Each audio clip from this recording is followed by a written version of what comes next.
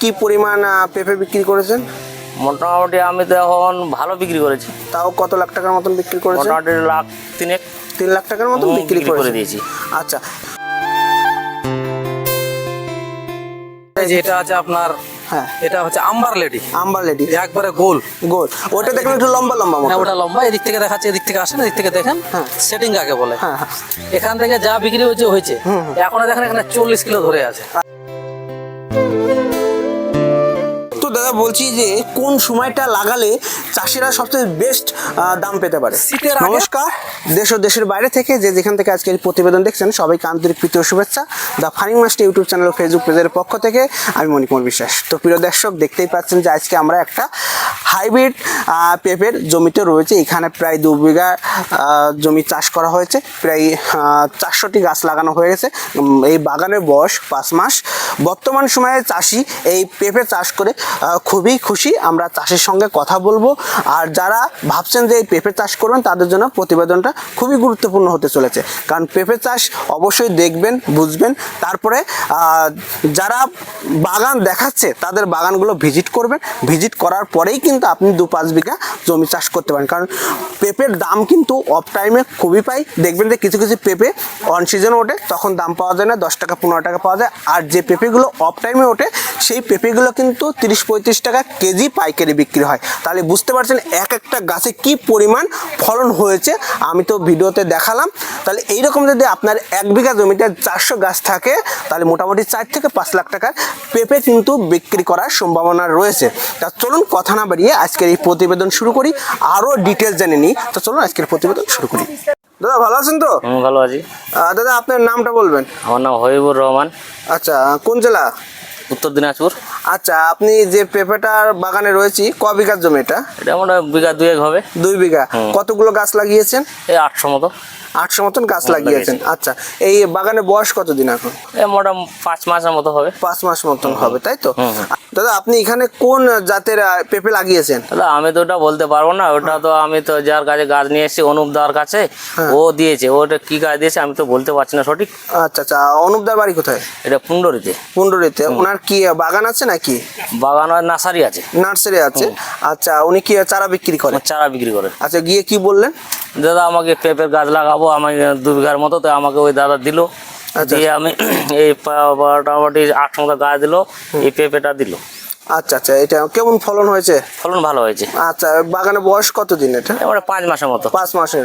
মোটামুটি কি পরিমাণ পেঁপে বিক্রি করেছেন? মোটামুটি আমি তো এখন ভালো বিক্রি করেছি। তাও কত লাখ টাকার মতন বিক্রি করেছেন? মোটামুটি লাখ তিনেক। 3 লাখ টাকার মতন বিক্রি করে দিয়েছি। আচ্ছা আচ্ছা দাদা, কতদিন পর থেকে ফল পাচ্ছেন এটা? আমি তো 1 মাসে বসে আমি গাছ লাগাইছি, তারপর 1.5 মাস পর থেকে আমি ফল পাচ্ছি। আচ্ছা, তার অর্থাৎ আপনি বলতে চাচ্ছেন যে 1 মাস বয়সী গাছ লাগিয়েছেন, তারপরে 1.5 মাস পর থেকে আমি ফল পাচ্ছি, কন্টিনিউ ফল পাচ্ছি। আচ্ছা, এগুলো কোথায় বিক্রি করছেন? কোথায়? এই যে বাজারে। বাজারে বিক্রি করছেন। আচ্ছা, আমি শুনেছি যে বাগান থেকেও নাকি পাইকাররা এসে কিনে নিয়ে আসে নিয়ে যায়। আচ্ছা, কেমন দাম পেয়েছেন এবার? এবার 30-35 এরকম পেয়েছি। এখন তো 20-25 টাকা চলছে। আচ্ছা, যখন আরো দাম কমবে তখন কি করবেন? তখন দেখি এর কিছুটা দিব, কিছুটা রাখবো, পাকা বিক্রি করার চেষ্টা করবো। আচ্ছা, ওইগুলো পাকাও বিক্রি হয়? আচ্ছা আচ্ছা, তাহলে মোটামুটি কোন জাত এটা বলতে পারছেন না? বলতে পারছেন, ওটা তো দাদা দিয়েছে, অনুপদা দিয়েছে। আচ্ছা, ও বলতে পারবে। আচ্ছা আচ্ছা, তো প্রিয় দর্শক, এবার আমরা এই যে যার কাছ থেকে চারাটি নিয়ে এসছে তার সঙ্গে আমরা কথা বলবো, সে কি চারা দিয়েছে, এর আসল সত্যটা জানবো। নমস্কার দাদা। নমস্কার দাদা, ভালো আছেন তো? হ্যাঁ, ভালো। দাদা, দর্শকদের সাড়া পেয়ে আমরা আবার আপনার কাছে এসেছি। হ্যাঁ। তো এই পেঁপে চাষ সম্পর্কে জানার জন্য, কারণ আমার অনেক দর্শক বন্ধু এই পেঁপে চাষে ইন্টারেস্টেড। হ্যাঁ। তারা বলছে দাদা এই পেঁপের উপর আরও প্রতিবেদন দিন, যাতে আমরা সঠিকভাবে এই পেঁপে চাষ সম্পর্কে জানতে পারি এবং সঠিক চারা কোথায় পাবো এবং কোন জাতটা নিয়ে এই চাষ করব যাতে আমরা লাভবান হতে পারি, তার উপর বেশি বেশি প্রতিবেদন দিন। তার জন্য আমরা আবার এসেছি।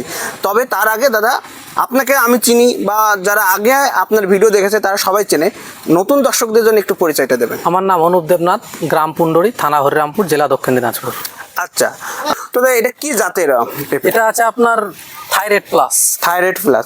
তো এত সুন্দর সেটিং কিভাবে সম্ভব? সেটিং দেখেন মন ভরে যাবে। এখানে গোড়া থেকে যা বিক্রি হয়েছে এখন বর্তমানে এখানে 50 কিলো আছে, 50 কিলো? দিনে 50 কিলো। তাই? আর কোয়ালিটি দেখেন, এখানে দুটো করে ধরে আছে, দুটো দেখেন সুপার সাইজ।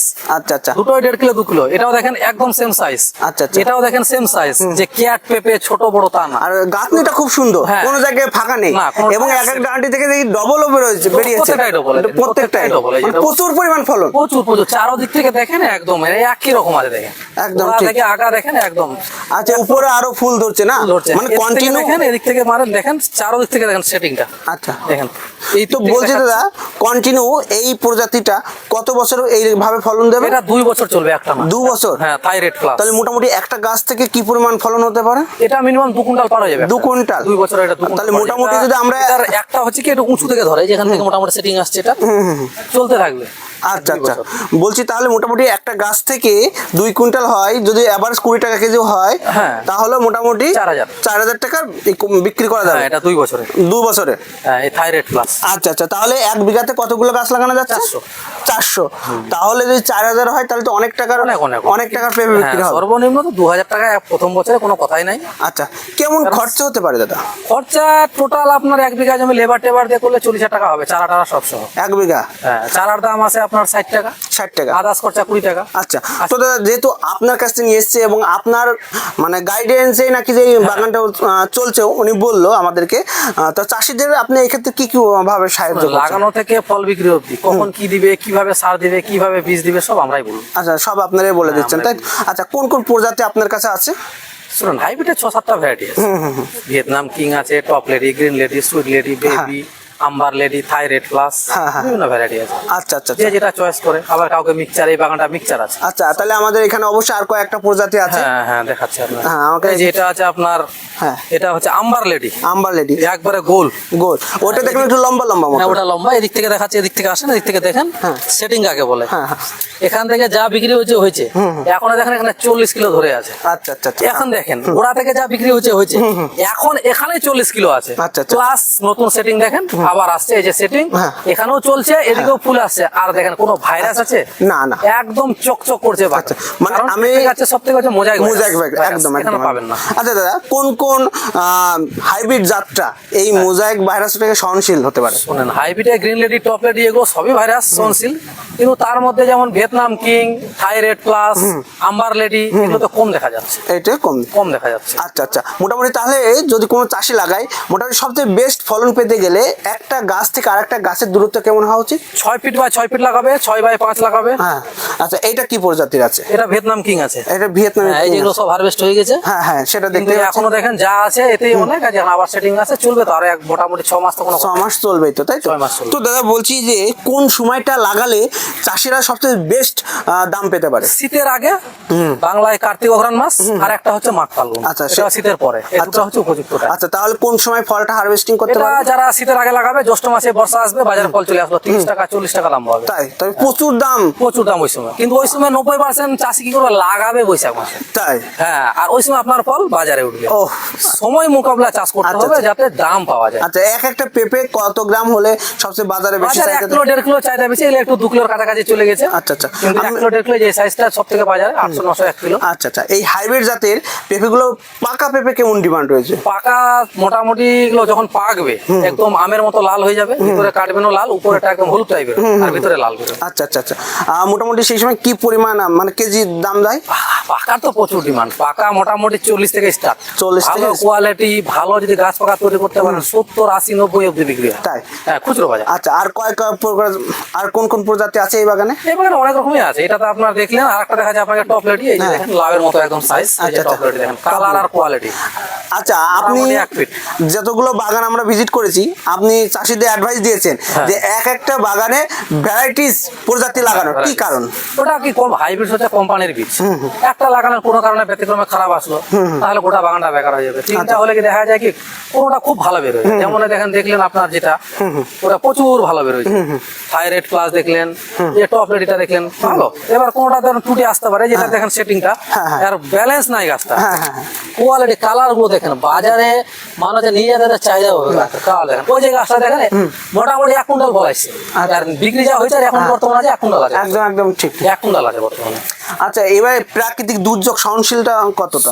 ভাইরাস সহনশীল সবগুলোই মোটামুটি ভালো, স্প্রেটা যদি ঠিক থাকে তার জন্য আপনাকে টাইম বাই টাইম স্প্রে করতে হবে, সেগুলো আমরাই সব বলবো আচ্ছা আচ্ছা কি দিবেন না দিবেন। আচ্ছা, কিভাবে তাহলে জমি প্রস্তুত হয়? জমি উঁচু লাগবে, প্রথমে বেড করতে হবে জৈব সার দিয়ে, তারপরে বেডের উপর রোপণ করতে হবে। হ্যাঁ, তাহলে মোটামুটি কত মাস বয়সী চারা সবচেয়ে বেস্ট লাগে? 35 থেকে 40 দিনের মধ্যে লোককে চারা দেয়।